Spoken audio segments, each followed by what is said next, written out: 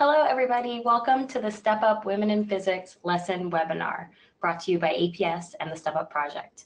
My name is Ann Cornarens. I'm the Step Up Project Manager here at APS, and I'm hosting today's broadcast. Thank you so much for joining us.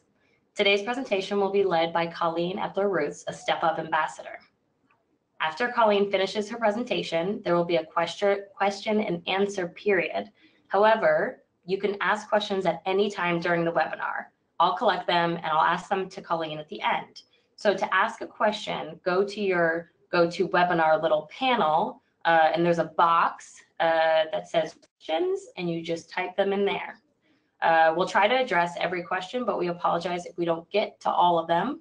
And I wanted to stress that you can also get in touch with us at stepupphysics@aps.org. That's our email address, so you can reach me directly and through me to Colleen and our other ambassadors and project members. So please feel free to email us if you have additional questions. Again, that was stepupphysics@aps.org. We'll have that on a slide later. We're really excited so far to have 23 people joining us from all over the country. We are looking forward to your questions and being able to give you some responses and going through this lesson that Step Up is providing for all of you. As a last reminder, a link to the presentation and the recording will be sent out, so you'll be able to see that afterwards. And with that, I'm going to pass things over to Colleen. Take it away. Thank you, Ann, for bringing us on. Ann's just a fantastic resource, so anytime you have any questions, please make sure you reach out to her. And I am Colleen Epler-Ruths. I am a Step Up ambassador from Sunbury, Pennsylvania. I joined the Step Up team last summer, where I got an opportunity to really delve into these lesson plans. And I hope to share some of my experiences with you and some of the experiences from the other Step Up ambassadors. And if this looks interesting to you, feel free to contact Ann about opportunities to become an ambassador just like me. So here's the basic outline of how we're going to be going about today. So we're going to give you a little bit of background about the Step Up program and why it's so important to include these lessons in your yearly plans as a teacher in physics, or hopefully maybe some of you are chemistry or middle school teachers. We'll talk about what other teachers have found using these projects, using the lesson plans. Then we'll talk a lot about the lesson plan details and hopefully make you familiar with them and feel confident. So our goal at the end of this is that you say, I can do this in my classroom. That's the real thing that we want you to do. We also want to give you some background research so that if someone questions about why you're doing this in your classroom, you can share that background research with them. And then we'll answer questions, talk about more perspectives, and give you some resources and other sorts of things that you could use. But everything you get today is just about how to implement a particularly women in physics lesson plan. So here is why we think this is really important. And this is one of the things that has always intrigued me is we know that women are getting just as many bachelor's degrees as men, in fact, even more. But they're not always getting, they're not always going into the STEM. And particularly, they're not going into high school or college physics. So women in high school, we have about a 50-50 blend in high school. But when we get to college, the women tend to drop off, and then that follows all the way through. So if you were to attend a physics meeting, you would not see too many women physicists. You would see a whole lot of men. And we think that that's a shame. And that's why we are, that's why this project was built out.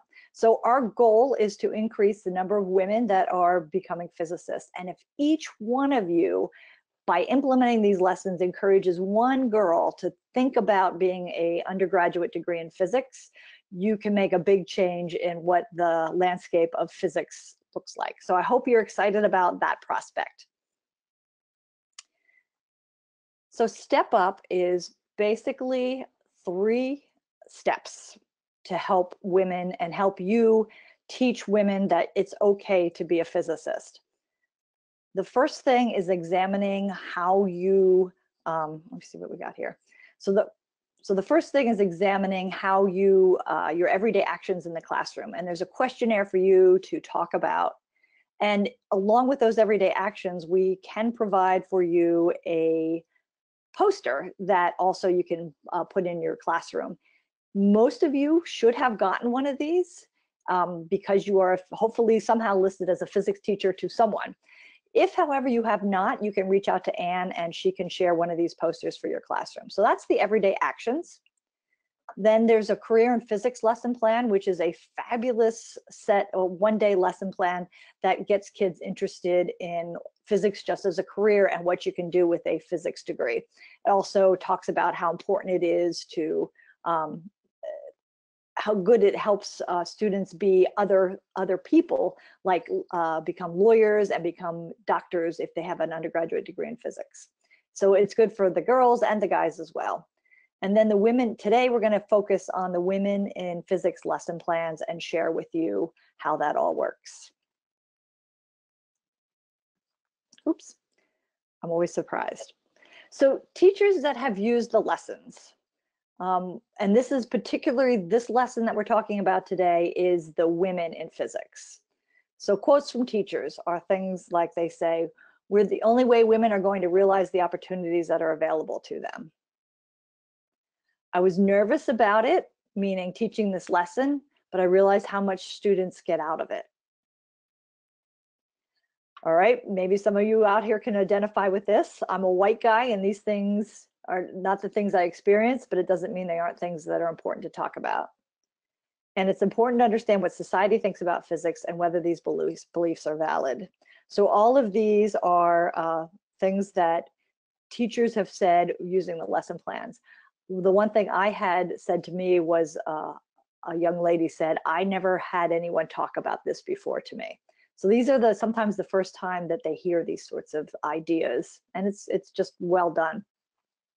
So while I hopefully in my little introduction, I have gotten you excited about it. So you do have the ability right now to go online and see the lessons that we're doing. There's a little QR code over here that I think Anne has set up to go directly to the women in physics lessons. So if you want to look at those while we are going through the lesson plans, you can do that. It's completely free. We do request, however, that you do register so we can make accountable to the people that are sponsoring us. Look how many teachers are doing this and look at the impact we have. So it helps us continue the research with this and have a better idea and become better at teaching these things. So we are doing the Women in Physics lesson plans, and we're looking at what it looks like for women in physics and what that looks like. So the Women in Physics lesson plan is about a 60 to 90 minute lesson plan. And you spend a lot of time initially before they even do the lesson plan, you have the students do a little bit of research by looking at a Google search and talking about stereotypes. For example, why are all the cartoon characters that represent mad physicists or mad scientists, why are they all old fuzzy-haired white guys in a lab coat? So then we talk about some gender issues that might be respect to famous physicists. And then as a class, you look at some physics data from around the world and talk about how culture and society impacts women's view of what is an acceptable job for them to have. We also, if we have the opportunity, some of your students may have personal experiences, or we look at personal experiences of other women to see how that has impacted them. So step one, and this is typically a homework assignment that you do the day before you decide to do this lesson. So I did this lesson, the first lesson I did when we came back from Christmas. I feel like this lesson plan is better done when you know your students a little better. And so you have a feeling for how they feel about different things. So I don't recommend, you could do it at the beginning of the school year, but I think it's better serves you and them if you have a better idea about who they are. So anyway, you assign them the day before to go out and look at famous physicists and look at the trends.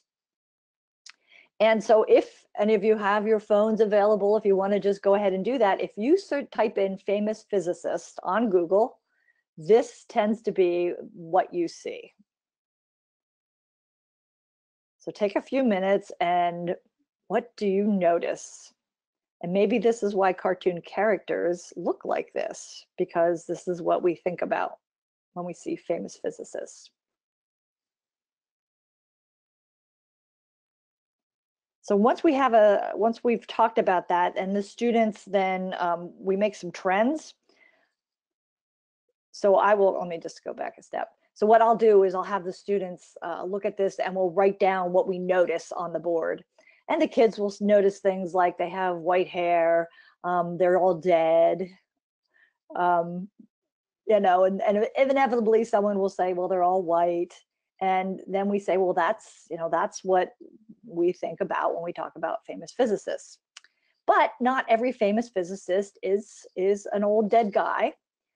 So the Step Up materials provides some lessons about, or some articles about female physicists. So these are two that are available by biographies.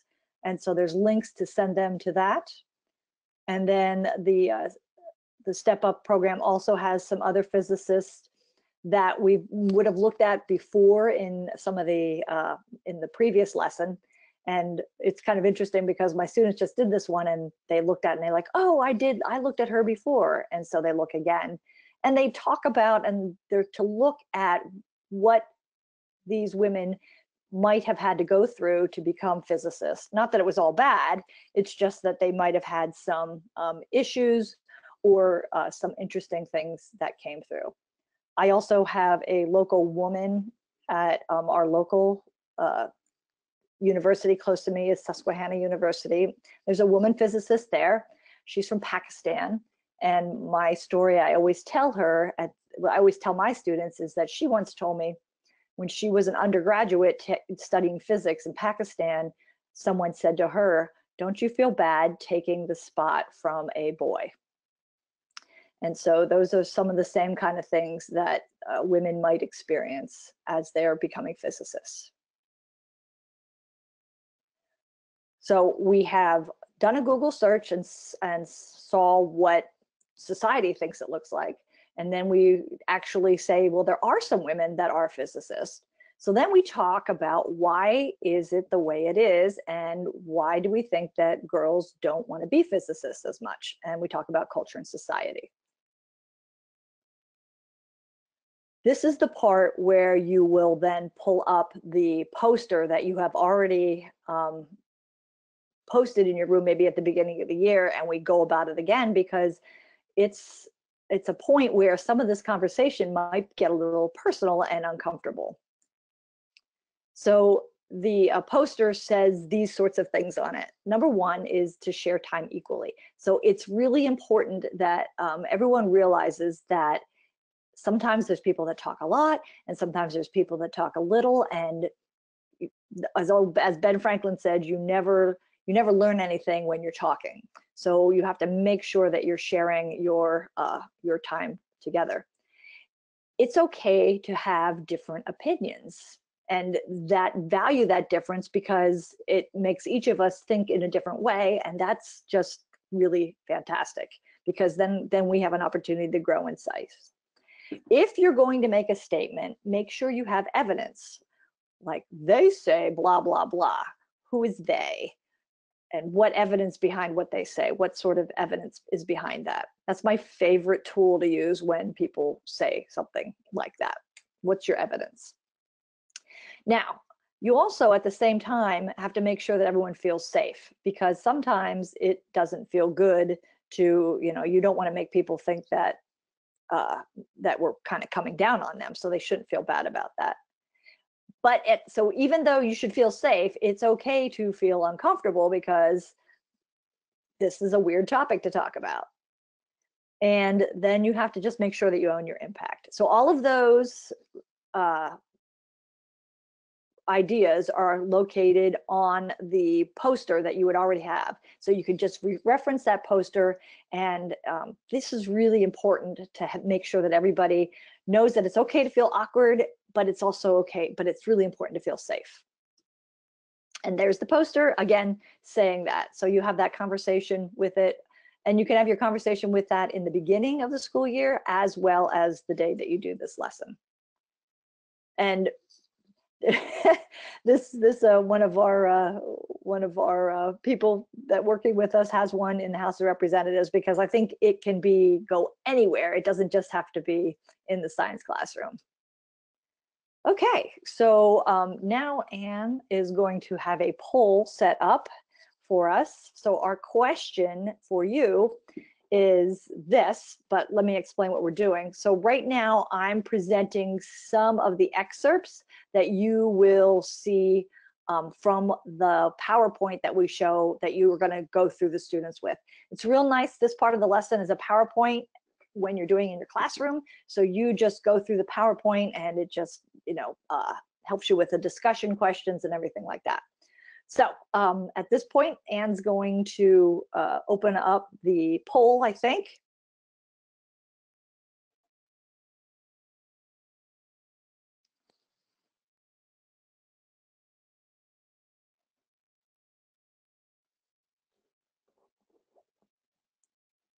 All right, so there's that poll, higher A, and it looks like some of you are perhaps guessing. So the country that has the highest percentage, you're thinking A, and there's a break. A lot of you say Iran, some of you say Germany, but a lot of you are not guessing Argentina or the USA.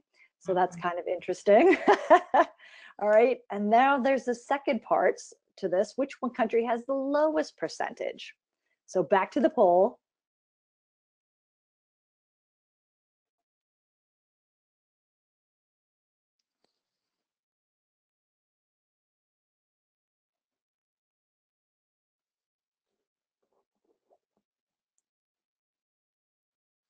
And 5, 4, 3, 2, 1. Woo, so hopefully I go back to my, oh, no. Now what happened? Can you see me, my screen, or not? Yep, it left though. And that's weird. There it is. How's that? Can you see it now? Yes, great job, Colleen. You. All right, so you can see I'm a professional webinar instructor here. So anyway, then looks like our poll says the USA has a lot of you are guessing that the USA is 19%. Well, I have to tell you that it's not quite that bad, but a lot of you must have looked ahead at some of the information. So yes, indeed, Iran has the most women percentage undergraduate people, or women at 60%, and Germany only has 19% versus the USA with 20%. So students are typically stunned by this, and it's pretty ironic right now, since we're having right now problems with Iran, and we can talk about this. When I was in the summer, things, it's just a really hot topic right now, so it's pretty interesting for the students to see this. And we do talk a little bit about why the women in Iran are encouraged to go into physics. That is somewhat, let me go back, it's somewhat gendered for them as well. Women go into physics, men go into engineering in Iran. So you could talk about that, how society has those expectations for women to be educated and to know it. And we looked at the USA and we're saying, why do we think that is? And we spent some time talking about gendered careers. Women tend to be teachers, women tend to be nurses, men tend to be electricians. And we have that conversation with the kids, like, what would your dad say if you said, to the guy, I want to go and I want to be a beautician? Or if you say that to the women, I want to go and I want to be a engineer. Like, how does that go over? And I think in general, society is shifting and we're beginning to understand these things, but it's still an issue that we're trying to resolve here. So then we continue discussing about how this all fits together. This is an interesting graph, and if you guys are scientists, I love graphs, and you hopefully will enjoy that. So you can see that in general, percentage of bachelor's degrees earned by women. Women are now earning more bachelor's degrees than men. And there's a lot of reasons women are tend to enjoy sitting and doing work, quietly. At least that's some of the research that I've done, whereas men tend to be more hands-on. Some jobs that are gendered tend to be higher paying. So we are getting more women that are getting these bachelor's degrees, but you can see that biology is about 50-50. Chemistry and math and statistics actually are trending downward. So that's a little bit of a trend that I'd be worried about. But these engineerings and physics, we just can't get over that 20%. And I would be interested in seeing where computer science fits on here too, because I'm fairly certain that computer science might even be lower than those two. Then we have a conversation about unconscious bias. And again, this is becoming a word that some of your students may be familiar with and other students may not be familiar with. So we talk about what that is, and it's based upon sort of what we learn growing up through society.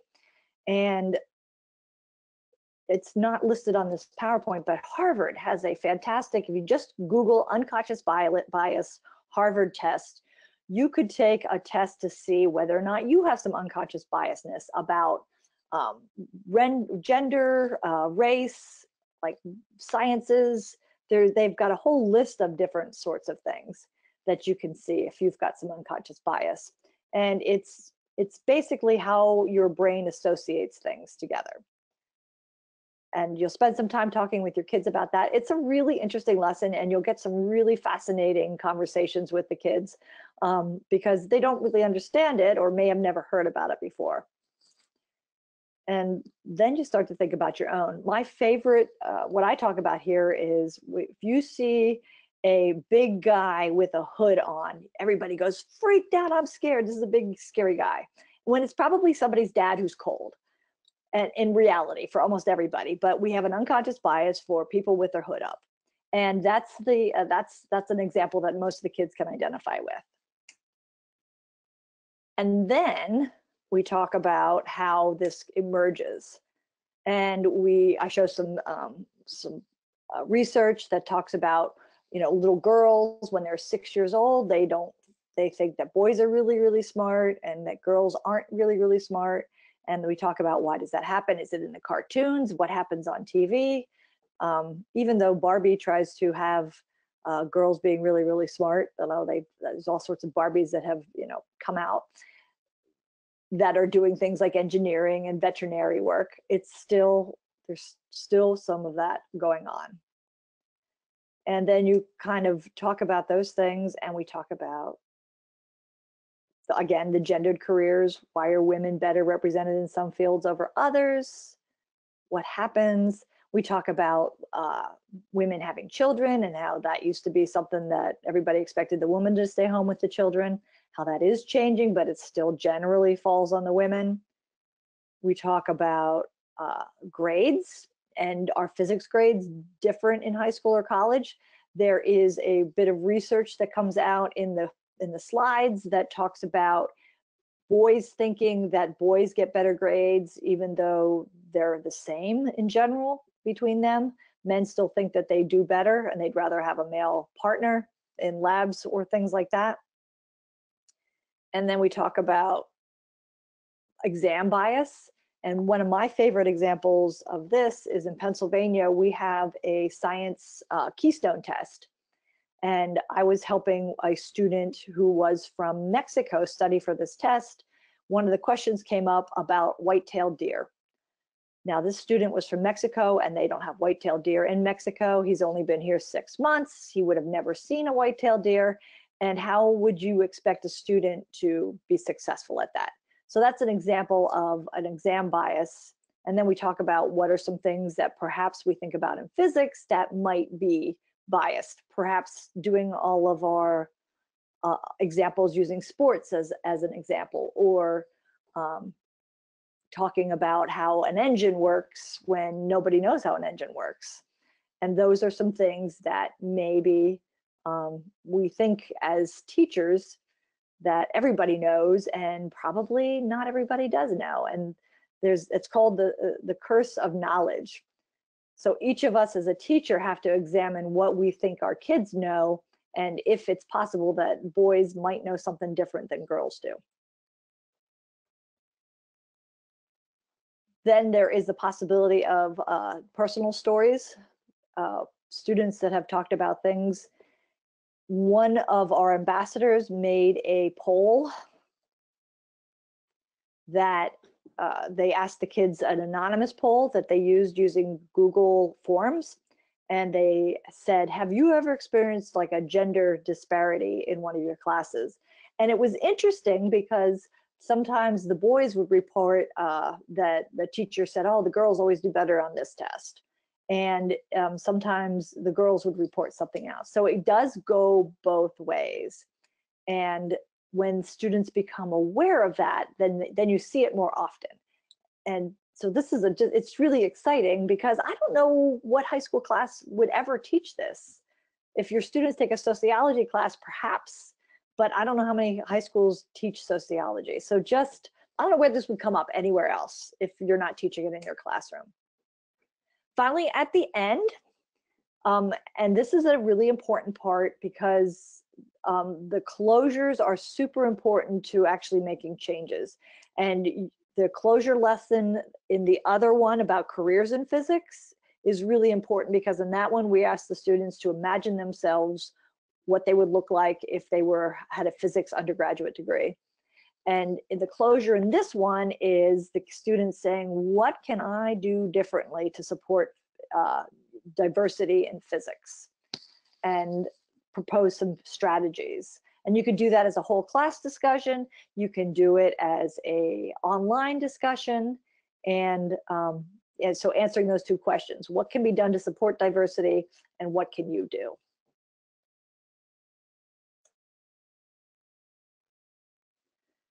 And then, so that's the assignment afterwards. They write about their views after the class and get some feedback from that.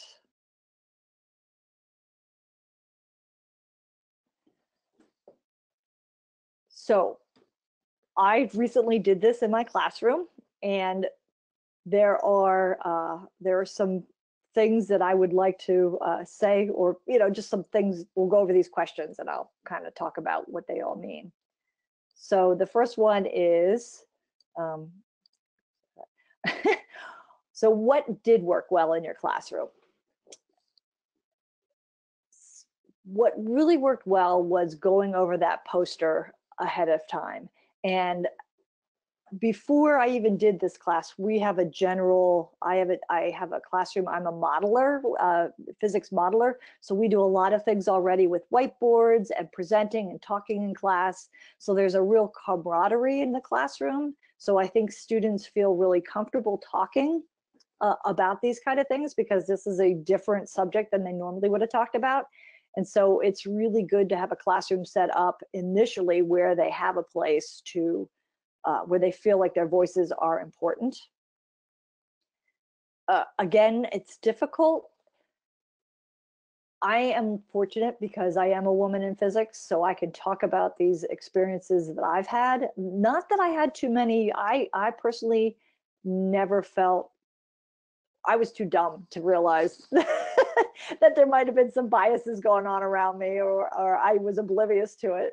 And so maybe that's what's made me successful at this, but students are much more aware of this.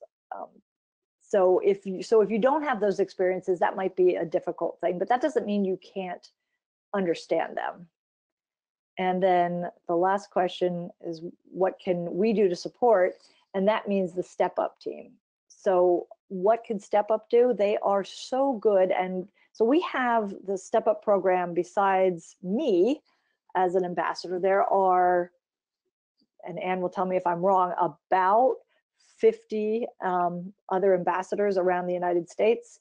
And so if you have questions, you can reach out to your local ambassador. If you would like some information, what you're seeing here today, and you think this would be great to present to all the teachers in my district, and the ambassador is within driving distance, they could come potentially and present, or we could do another like a Zoom meeting to go through these, because we can support you with these. So here's an example adaptation that, like I said, one of our ambassadors did, where they added, this was a Google form where they added that description. Some other things that you can do is, I have Google Classroom. So depending on what sort of way that you structure your classroom, you might be able to do a lot of this using digital forms instead of the just making all kinds of photocopies. You can do it digitally. And if you don't have internet in your classroom, you're going to have to make adaptations for that way. If your students don't have their own computers, you'll have to probably do the web search for the whole class in front of that. So there are ways to adapt it. It's also the PowerPoint, when you get them, you can download them and you can add in your own slides and you can customize it for yourself. So it's really fun to do in class, and it's really, it's so easy to do these lessons, and it makes such an impact.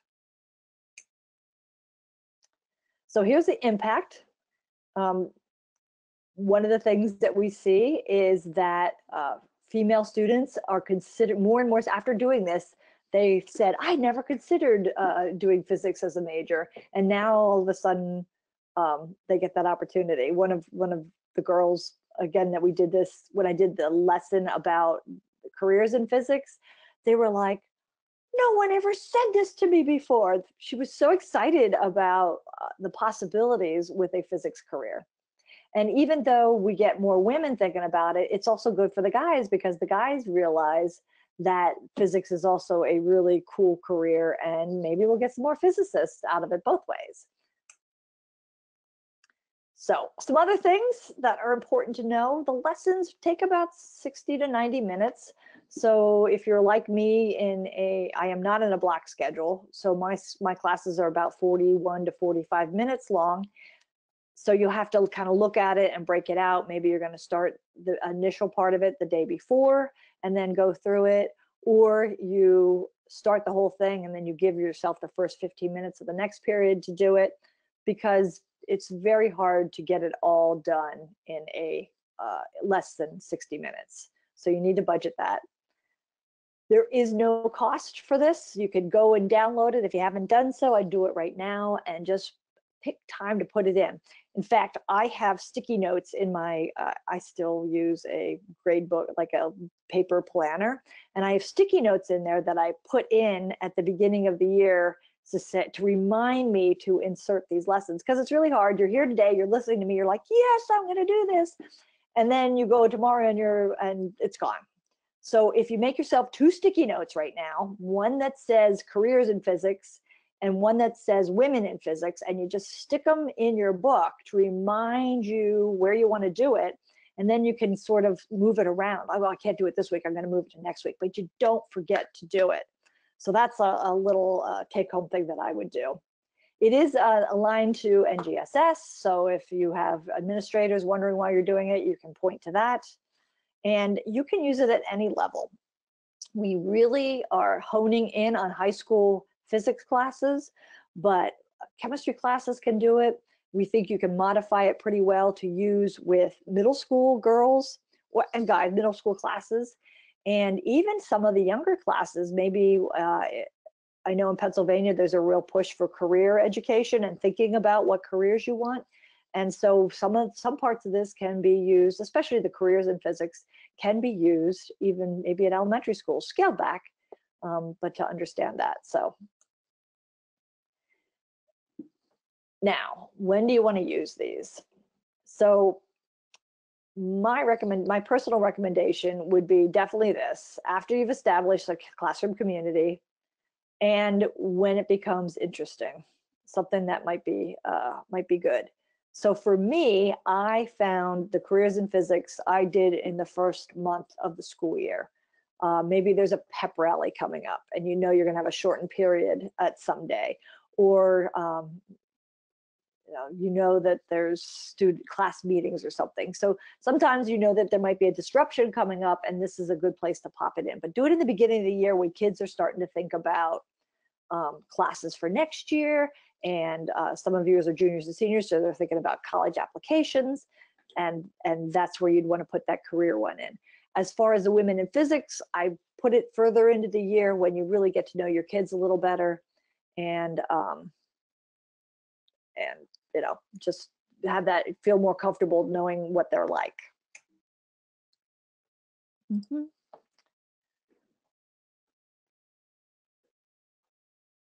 So here's some things, because teachers, sometimes you might feel really super awkward. I know I felt really awkward the first time I taught this lesson. I just felt like it doesn't belong in a physics classroom. But after doing it once and having those conversations, and now I've done it, this is the second year I've used it, I think it's really important.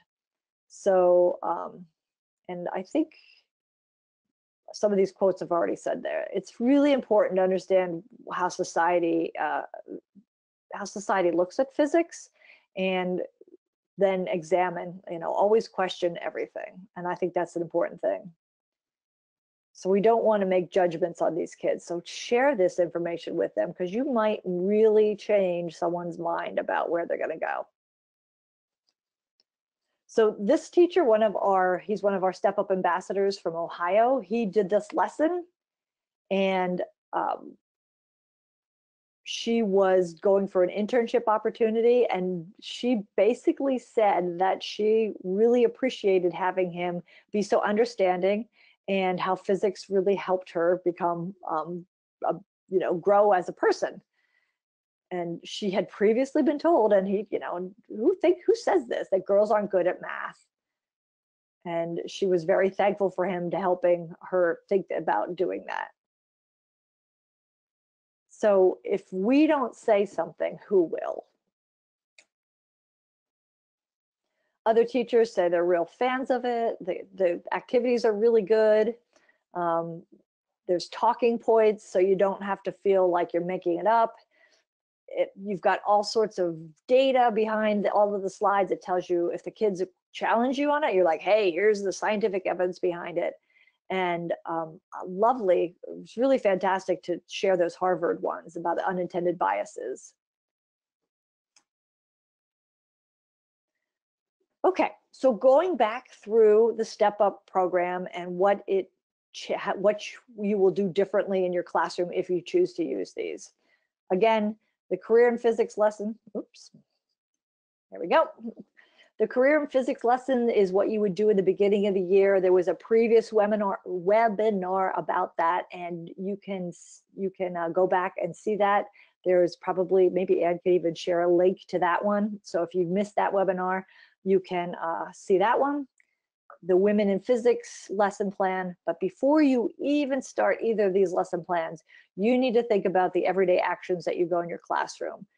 Start with that bit of information. Answer the questions about your maybe unintended biases and how you do groupings. It talks about some things that you can do in your classroom to make it better for not only women, but for minorities.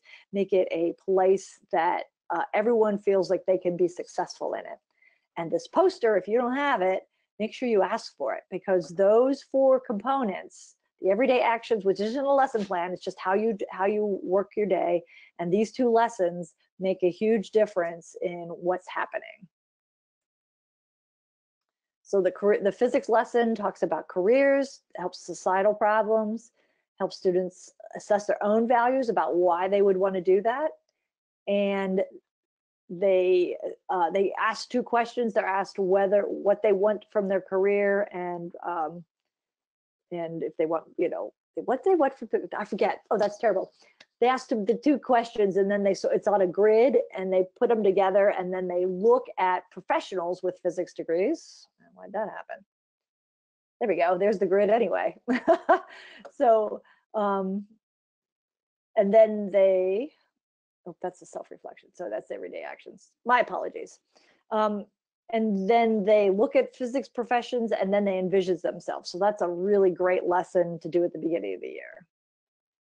Here's your everyday actions, your self-reflections. As I was talking about, you have your biases. So you know, how do you talk about your kids, and how do you say things to your students? And when you do lab groups, do you isolate them, or do you, you know, have them work all together with just men, or do you give them active roles? So it allows you to think about what you're doing, especially, and it even gets down there at the bottom, like how you promote your physics outside of your classroom. What do you do? Are you talking to your guidance counselors? Are you talking to the math teachers? Are you making physics the most important class that any kid in high school could have? Okay. So what we really hope that we come out of this seminar is that you will go ahead to the Step Up Physics and download these applications that you can use in your classroom, and then tell us how it went. And the other thing, and this is still open, Anne, you want to, this is still open, I think. So you can apply to become a Step Up ambassador and tell everyone, just like I have, how great it is to do these lessons. Share with them how to do it, and get to go to Michigan, Minnesota this summer for those lessons. Okay, January 31st. So you've got a few more weeks to get that underway. And you can find that by the backup ambassadors. So all of you out there should just jump in on that, because it's a great program and you get to work with great colleagues like Anne. Okay, so Anne, are you going to come back online here? Indeed, here I come. Woohoo! Hello, everybody. Great job, Colleen. Oh, thanks. Single person round of applause for you from here. Thank you so much for explaining all of that. We have about 15 minutes for questions, and I've got some that have already been submitted. I can also answer them within the app, so you can check there. But we're going to try to pitch some of these to Colleen and have her answer them. Colleen, if you click through, you can open up the document. I can try to throw the questions in there as we're asking them to you. Look at that. Open up a new window. Maybe you can make it real big so everyone can see it. Do that. Let's see. I want to do it this way. The first question that I have for you, yes, is has to do with talking to parents. So, do you have any tips for discussing the lesson with parents, especially with parents who may express a biased opinion regarding women and science? And Colleen, I'd encourage you to tell us about your experiences, but also, as you did throughout the presentation, know of maybe any of your fellow ambassadors who have some tips for discussing the lesson with parents. My advice is, at least I have the ability to email the parents ahead of time. So I would advise, it's always good to inform parents that, hey, we're going to have this conversation in class, and provide them with all of the studies and all of the research that's behind it. So you can say, this is a valid thing. And it has been, you know, studied, and there's science behind it. And if you have any concerns about this before I do the lesson, feel free to contact me. Otherwise, we're going to be having that, because there is, you know, Step Up has done a fantastic job finding the science behind the results that they are, and understanding that. So again, email the parents ahead of time. I personally have not had a problem with this. That's an interesting question. So yeah, I will say I know some of the other ambassadors who have gotten pushback from not only potentially parents, but also if they're dealing with administrators, if they're trying to work with their counselors. They have made requests along these lines to the project for us to supply additional information. And I will tell you all that as we create it, and as we make kind of, you know, official PDFs or anything potentially that would be a physical copy, we will post it on the website, and we will push it out to our community through our newsletter, and through our online community that's coming soon. So I love hearing these questions, both to get Colleen's ideas, which I shared with everybody through the app, but also to think about what other products we can create for you that will be helpful. Okay, so I have a question about the research, Colleen, that I'm going to answer. Okay. The question is, how successful has this program been in increasing minority enrollment in physics programs beyond just raising female enrollment? So there's two parts to this. I submitted an answer through the app, which I will say that I'm on the project team really focused on recruitment and reaching out to the teachers and running webinars like this. We have a great research team based at Florida International University and Texas A&M University at Commerce. And so I have their answer, which I just submitted, which is about the pilot study, which is the data that has been published in that graph that Colleen showed, really showing the gains for developing an identity as a scientist, as a physicist for these students. So for the pilot study, the researchers did also look at race, which was broken down into NSF terms based on dominant and non-dominant. One key thing for both gender and race is that the lessons benefit everyone. Part of the reason we do research into these is making sure that we're not negatively affecting anybody in your classes. For race in particular, the researchers found that there were positive effects for what would be non-dominant racial students, but specifically the career lesson is hugely beneficial for underrepresented groups. And again, this is Colleen showed a graph that talked about the future intention to go into physics, but another parameter that our researchers looked at was the recognition. They're feeling that other people see them as a physicist, the students, and so the recognition that teachers give and the recognition that this lesson kind of officially imparts onto them, we saw really great gains in that area. So that is my kind of long-winded research answer on behalf of the researchers. Colleen, are you ready for another teacher question? Sure, but I just going back to that enrollment one, or the whole physics identity is really important, to start calling your kids, okay, my little physicist, and give them that identity is super important.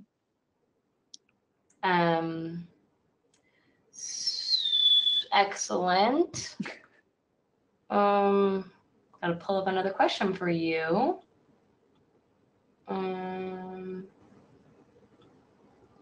We talked about teachers. Okay, so another one that I have that was submitted separately was, and again, this might be experience that you've had or any of the other ambassadors that you know. You mentioned middle school, and obviously just in high school, there's potentially four different grades that are being taught. So the question would be, what difference do you know about or have you experienced with teaching students at different grade levels?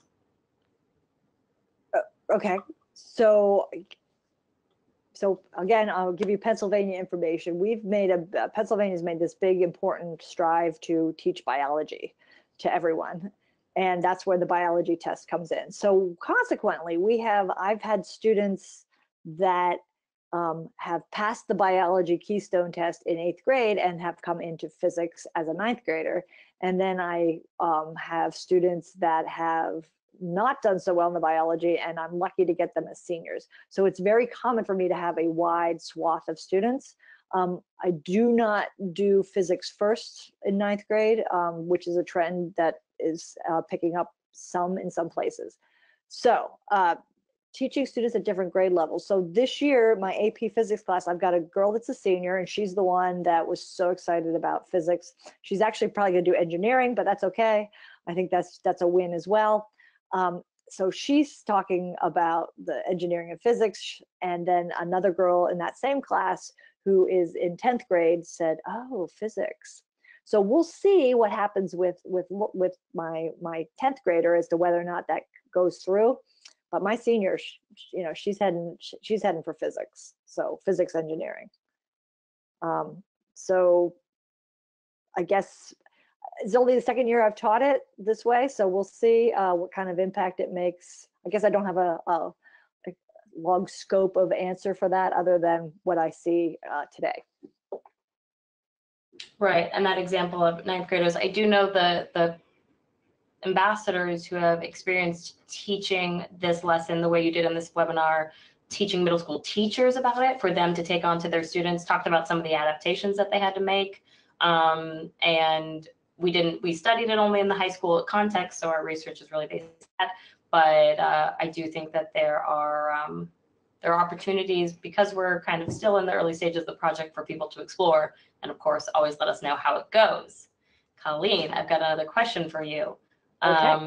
It's about parents again, but now this is maybe the opposite case of what about coaching material or talking to parents of students that are interested in pursuing the physics major. And actually, I might broaden this a little bit to talk about what other support that you could suggest to people to give to the students as well who are interested. So particularly Step Up doesn't have any necessarily coaching material, but in the careers in physics lesson, they have how many physicists? 35, like, 30, yeah. 35 different biographies of people that have become physicists and their pathways. And so you can definitely share that with them. And coaching materials been developed. And also in the PowerPoints that are presented for the careers in physics, there's also particular PowerPoint slides that talk about how an undergraduate degree in physics makes you a better candidate for taking the LSAT test and for taking the MCATs.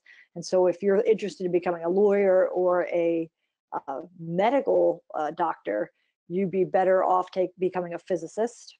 And so I think sharing that information with them and sharing those documents would be material that would give them something to chew on. And what support students and what support for students that has become interested in pursuing a major.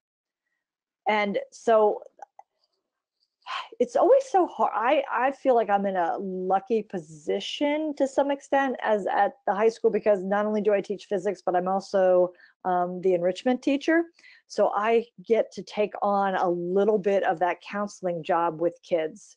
And I have some time where I can, my room is the place where the kids kind of come to be nerds. And so I can supply that support for them. Have you applied? Do you know about this? And so I become that support person. What support for students that becomes interested in pursuing a major? But I suppose, that could be something that we could do as a step up, would be to develop, hey, now it's that's a great question, because that could be a segue, hey, if you're thinking of doing this, here are the steps that you need to think about. And yeah, so that's on our to-do list, I would say. Anne, wait. I'm muted, but yes. Oh. I'm typing away at questions here while you're talking. I didn't want the click clacking to interrupt you. Okay. But yes, great answer. And I have a question for you. I'm not going to stop, and we've got 5 more minutes, so we can fit them in.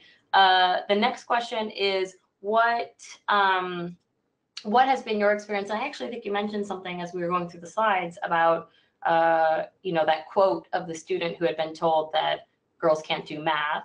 And so do you have any techniques, tips, advice for how we should, broader as a society, stop telling girls that they can't do math? Yeah, I think I have this saying in my class, which I call fail boldly. And what I mean is, and I hate to stereotype, because as soon as this comes out of my mouth, I feel like I'm stereotyping what girls are. But in general, girls don't like to be wrong. If they would rather not do anything than to be wrong, or not to fail, or to not be good at something. And sometimes, so that the community that I build in my classroom is when we are doing work on whiteboards, and we're presenting it to the class, they'll be like, I don't understand this. I feel, I feel silly about this. I'm like, fail boldly. And, this is the place to do that. Be wrong here, so that when you come to taking the test, or when it comes to you know, applying for something else, that you've got the confidence to not be right, and it's okay. And I don't know why, you know, that's something we try to tell people they can have it all, and they can't. And so that's something that you talk about. This generation hasn't figured out how to not be successful, you know, how to fail. And so I think if they, so what does happen with girls, and the research has said, is that girls will say, I didn't get an A on this, I'm no good at math, versus boys will say, and it's the growth mindset, I didn't get an A, I didn't try hard enough. So I think we have to say to the girls, it's not you're not bad at this, it's just that you haven't had the opportunities. You may not have that background knowledge. You know, there might be holes in that, in what you know. And so try to bring them to that growth mindset and talk about all those skills that they can build that confidence. I love that. And I love that it's things that hopefully the participants on our call today can take to their classrooms, and we should continue to have a conversation broader about what we can do to shift the pedagogy as our questionnaire suggested. So we're about to run out of time, and I wanted to make sure that we could close out, Colleen, and show our last slide back on the Google slide. Wait, okay, I can do this. No. You can do this. My last plug was to make sure that everybody here found out about this webinar through our listserv. So continue to keep in touch with us through that. Email us at stepupphysics.org. And another last plug for our ambassador application, which closes at the end of the month. If you're interested, you can go to stepupphysics.org/ambassadors and fill out a pretty simple Google form application by the end of the month to join Colleen and the other ambassadors. We're really excited to welcome our second cohort to the program. So notice there are guys that are ambassadors. So yes, men, you can do it. Yep. And yeah, you're just as important. So definitely, everybody is very important. Any teacher or connected to teachers, anybody connected to teachers is welcome to join. Retired, doing something else, but still connected to that world, we welcome you to join us. And then the last thing that I will say is that you will be receiving an email from us containing a link to the recording of today's presentation. If you have any questions, email us at stepupphysics.org, stepupphysics@aps.org, and tell your friends about us. We appreciate you coming today. And thank you, Colleen. Thank you. It was great talking to all of you. Goodbye, everybody. Bye.